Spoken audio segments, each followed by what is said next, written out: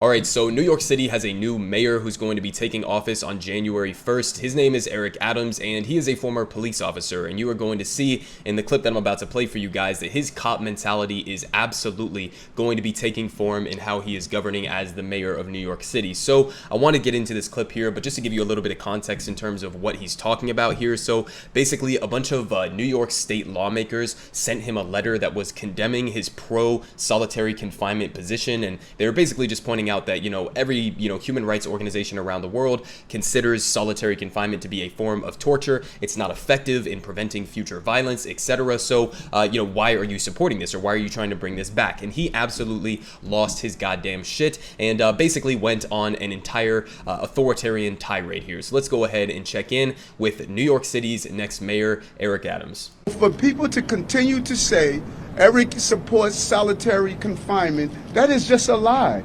I support punitive segregation. So you're just changing the definition, basically. I mean, the same exact general concept, you're just giving it a slightly different phrase, okay? So you don't support solitary confinement, you just support punitive segregation. Okay, buddy, let's continue on here. I am not going to be in a city where dangerous people assault innocent people, go to jail, and assault more people. Dangerous people assaulting innocent people. Maybe you should go have a conversation with the NYPD, who last summer in 2020, when there were a bunch of civil rights protests happening in New York City, were out there cracking people's skulls and running them over with their cop cars. I don't know, maybe have a conversation with those violent individuals who were not held accountable in any way, but I guess continue condemning a lot of these prisoners that you've thrown in prison.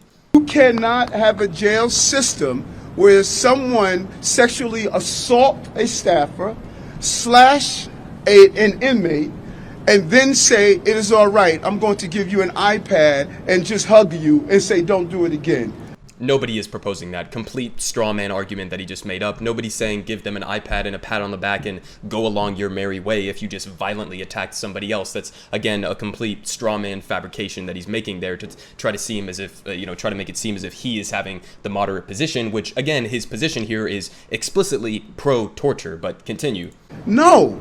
If you are violent, you must be removed from population so that you don't inflict violence on other people. That's clear. If you want to work as a partner, call me. Hear my understandings and my belief. The one thing that's different from everyone that signed a letter and Eric Adams, I wore a bulletproof vest for 22 years and protected the people of this city. And when you do that, then you have the right to question me on safety and public safety matters. I think I know a little something about this. I'm going to protect my correction officers. I'm going to protect the inmates that are serving time. And I'm not going to allow violent people to do violence and think they can do it without being held accountable. And we can do it in a humane fashion. And if anyone wants to talk to me about that, don't write a letter. Call me and speak with me. That is how we're going to resolve this. There's a body of people that are coming into the city council. They have no desire in moving our city forward. Their desire is to be disruptive. What I am going to do, I'm going to ignore them. I'm going to stay committed, undistracted, and I'm going to grind. If they like it or not, I'm the mayor.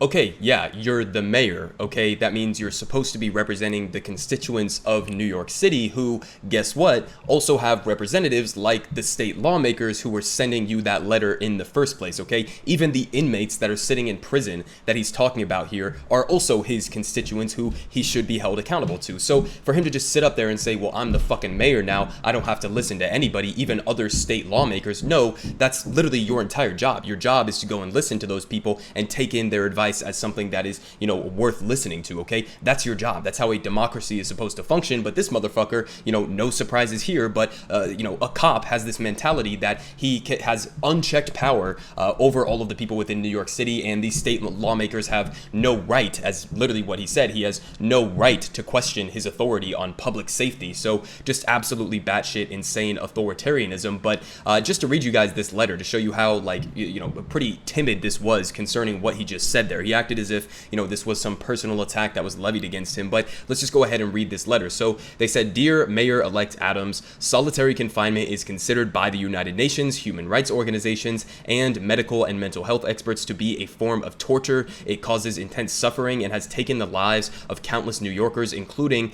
Layleen Polanco, Khalif Browder, and Brandon Rodriguez, and evidence also indicates that solitary leads to more violence and that alternative forms of separation involving full days of out-of-cell programming and engagement actually improve safety. We, the undersigned, urge you, Mayor-elect Adams, to respect the sanctity of human life and reverse the pro-solitary confinement position." He announced on Thursday, December 16th, "New York City will never torture our way to safety." And you see here, it was signed by a substantial portion, in fact, a majority of this state legislature. So Eric Adams is literally saying, I do not have any, I have no accountability here. I have no reason to listen to the majority of the lawmakers who are telling me that they oppose, and these lawmakers, again, represent the constituents who elected Eric Adams in the first place. They represent constituents within New York City, and he's just saying, I don't have to listen to anybody, okay? I'm completely unaccountable to anybody. But that's, again, not surprising coming from a former police officer who thinks that he could do literally whatever he wants, including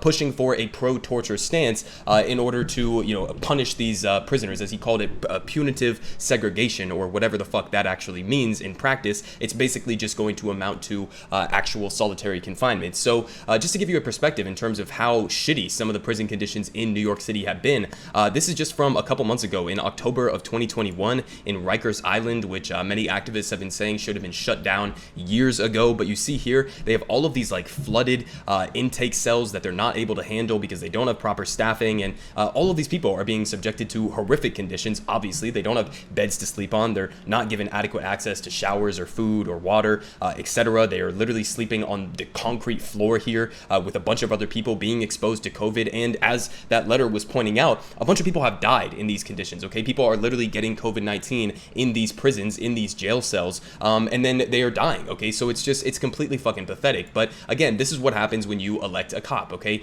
Not surprising that this type of guy would have this type of attitude. Again, he's calling out, the violence within the prisons, which I get it. Yeah, you don't want to just, allow prisoners to go around stabbing a bunch of people, but that's a complete straw man compared to, as if there's no other actual alternatives to that and solitary confinement. There's a pretty big middle ground there between letting prisoners run around with guns and knives within the prison and stabbing and shooting each other, or, throwing them in a box where they are confined to a cell and are subjected to torture-like conditions. I think there's a little bit of middle ground there that Eric Adams doesn't like talking about. But, this is what New York City has to look forward to in the coming years. So this is why you don't elect a cop to be your mayor. He's obviously going to be super aggressively pro-cop union. He's going to be siding with the NYPD when it comes down to it. And this is an absolute shit show. So I feel bad for the people in New York City. And again, just another point of what he said in that clip that I'm just remembering now is, he talks about how we can protect the non-violent prison population. You know how you could actually protect the non-violent prison population is release them. Release all non-violent drug offenders, for example. Release